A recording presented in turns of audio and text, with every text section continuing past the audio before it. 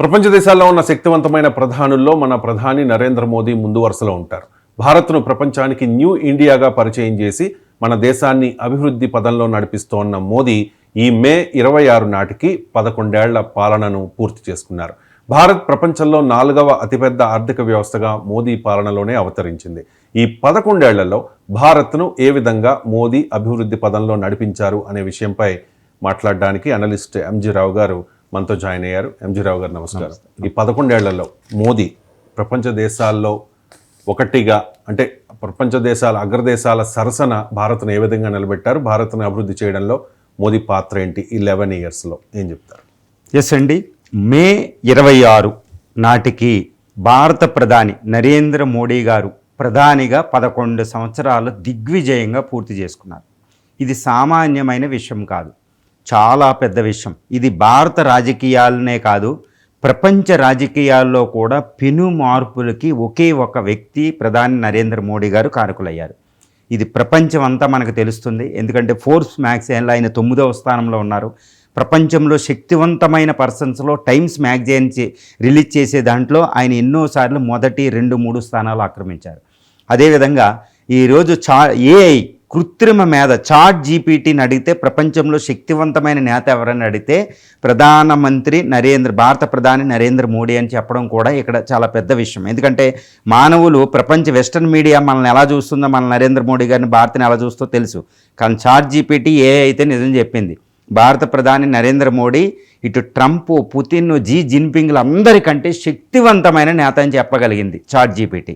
భారతదేశంలో కూడా ఒక తిరుగులేని నేత, ఆయనకు ఒక బ్రాండింగ్. ఆయన రిటైర్మెంట్ సెప్టెంబర్ 17కి 70 సంవత్సరాలు నిండుతుంటే ఈరోజు భారత్లో పోలింగ్ పెడితే భారతదేశంలో లేదు, రిటైర్మెంట్ ఆపుకునైనా మీ జీవితాంతం మీరు ప్రధానంగా ఉండండి అనే టైటు ఆయన మీద ఎంతో డిమాండ్ ఉందంటే ఆయన ఘనకార్యం పీకెస్ట్ స్టేజ్కి, అంటే పరాకాష్ఠకు చేరిందని చెప్పవచ్చు. ఒక నాయకుడికి 11 సంవత్సరాల ప్రధానిగా పనిచేస్తే ఎలా ఉంటుందంటే యాంటీ ఇన్కంబెన్సీ అంటారు ప్రజాస్వామ్యంలో. ఇదేమో నియంత పాలన కాదు.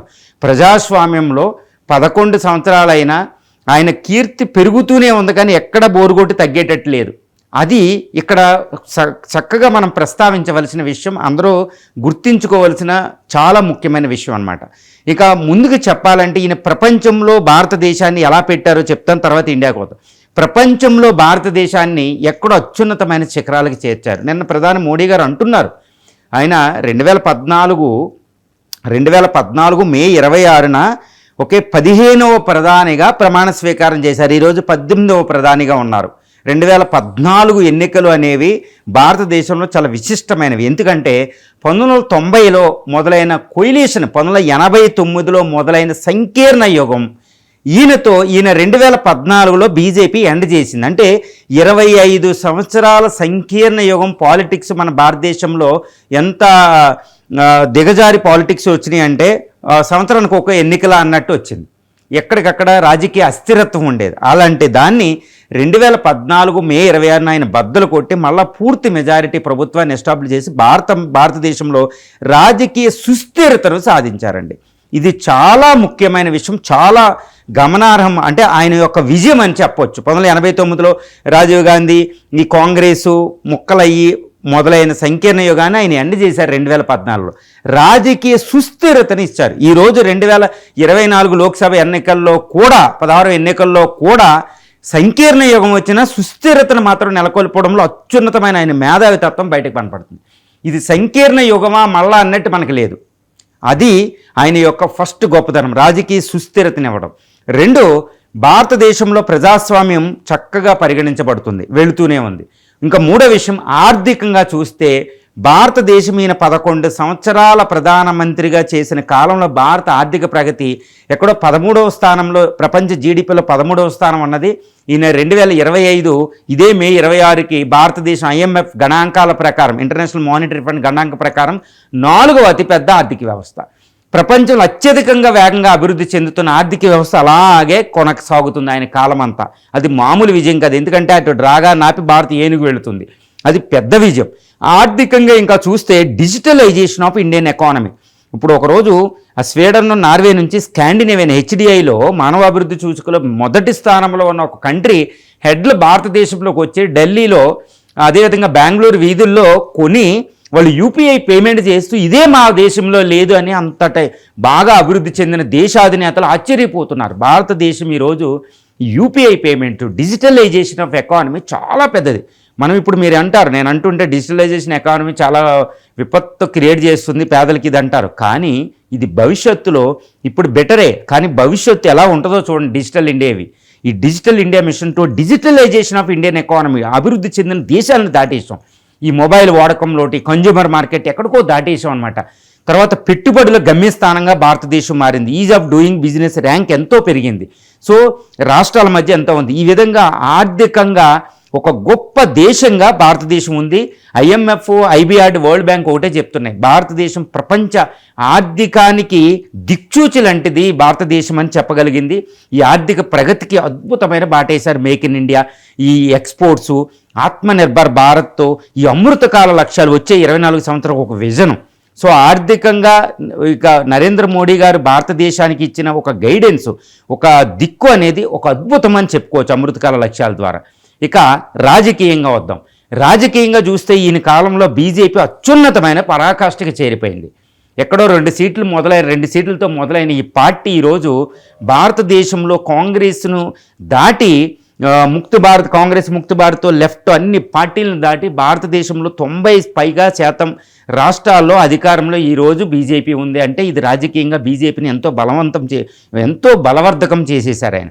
ఓకే, రాజకీయంగా అత్యున్నతంగా భారతదేశం ఉంది, అంత అద్భుతం ఉంది. తర్వాత ఈయన విజయం ఏంటంటే డిఫెన్స్ అండి.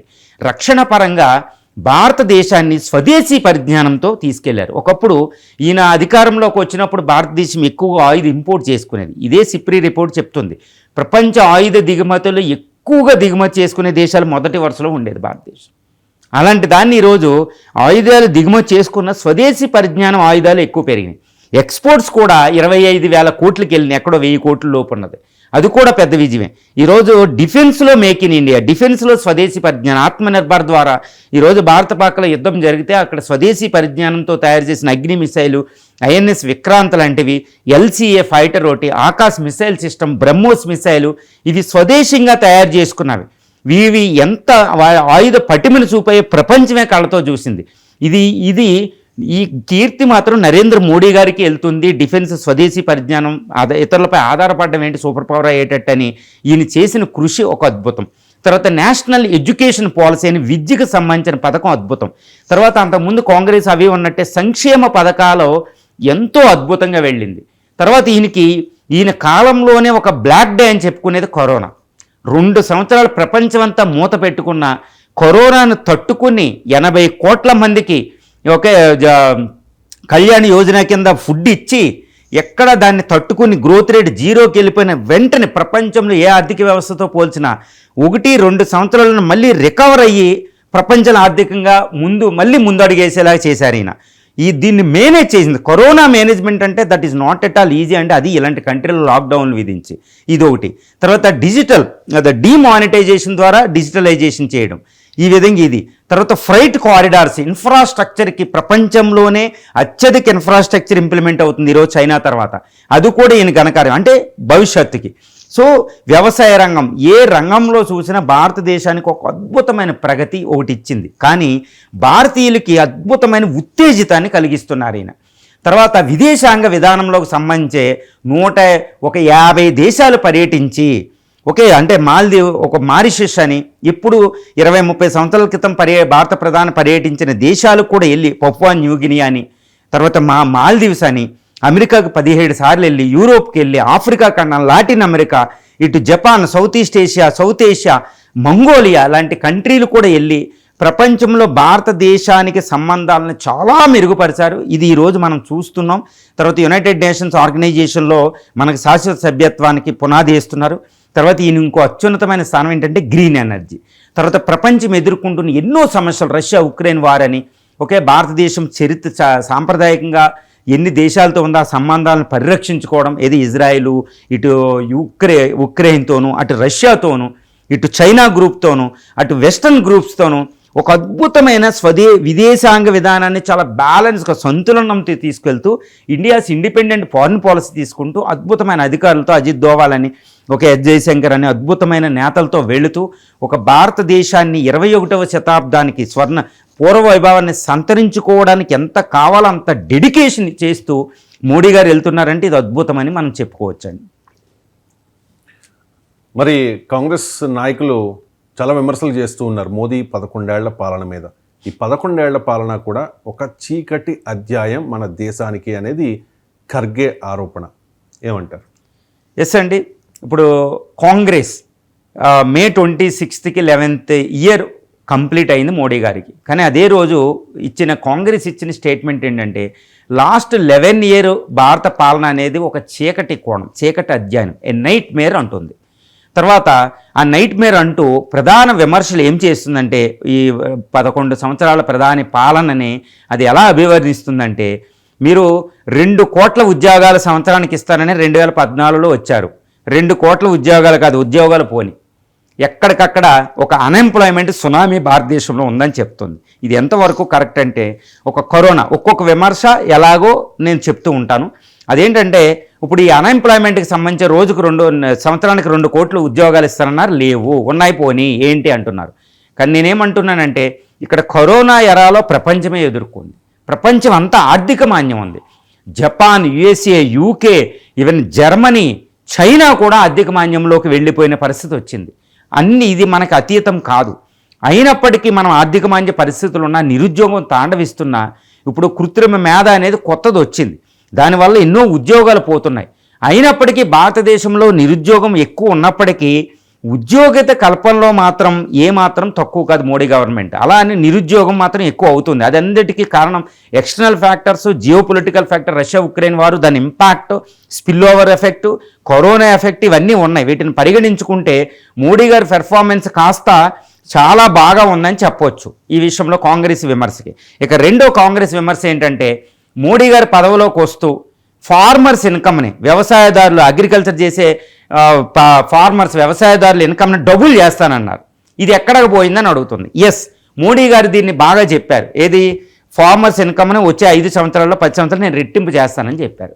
కానీ ఫార్మర్స్ విషయంలో ఇది అధిగమించలేదు. ఎందుకంటే వ్యవసాయం మీదే దృష్టి పెట్టడానికి లేకుండా పోయింది. ఇటు సర్వీసెస్ అని ఇండస్ట్రియల్ సెక్టర్ మీద ఎక్కువ దృష్టి పెట్టడం వల్ల ఇది మాత్రం అచీవ్ అవ్వలేకపోయారు.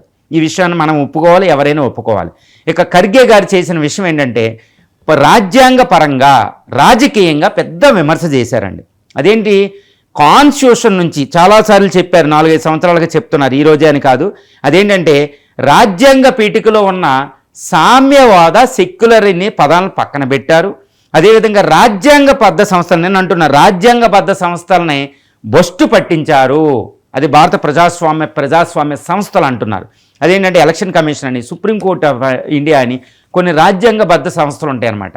వీటిని మీరు భ్రష్టు పట్టించారు, ప్రణాళిక సంఘం లాంటివి ఉంటాయన్నమాట అంటున్నారు. అంటే నేనేమంటానంటే ఇది అమెరికా కూడా ఇదే మాట్లాడుద్ది, మీరు ఏదో ప్రజాస్వామ్యం పోతుందని.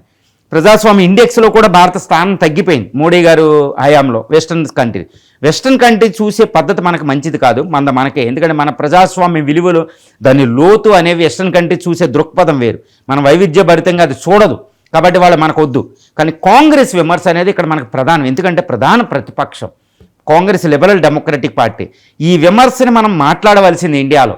ఈ రాజ్యాంగబద్ధ సంస్థల్ని కాంగ్రెస్ పాలనలో అద్భుతంగా తీర్చిదిద్దారు. అంబేద్కర్ రాజ్యాంగాన్ని మోడీ గారు అద్భుతంగా ఇంప్లిమెంట్ చేసి రాజ్యాంగబద్ధ సంస్థల వల్ల మన ప్రజాస్వామ్యం బలంగా ఉంది, దీన్ని మీరు భ్రష్టు పట్టించారు అని ఖర్గే గారు అంటున్నారు. రాహుల్ గాంధీ గారు కూడా చాలా సందర్భాలు అన్నారు. ఇది ఎంతవరకు నిజమంటే, ఒక రకంగా చెప్పాలంటే రాజ్యాంగబద్ధ సంస్థలు మీరు కాషాయీకరణ చేశారు, భారత రాజకీయాలను మీరు కాషాయీకరణ చేశారు, ఆర్ఎస్ అంటారన్నమాట. ఇది చాలా పెద్ద విమర్శ అండి.